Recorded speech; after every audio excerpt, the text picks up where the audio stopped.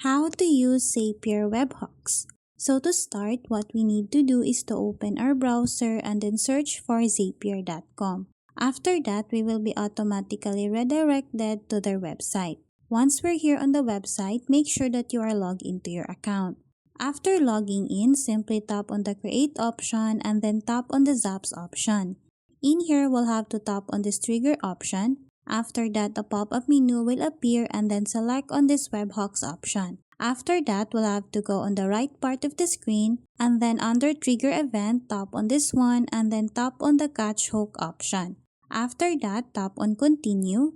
And then in here, we'll have to input our own trigger event. Once you're done inputting your trigger event, tap again on the Continue option. After that, it will now show us a link that we can copy or use whenever we want, such as for our web application or other tools that are integrated with Zapier. Whenever an event occurs that matches the trigger event that you set up, Zapier Webhook will capture the data and then send it to the destination you have specified on Zap. So that's how easy you can use Zapier Webhooks.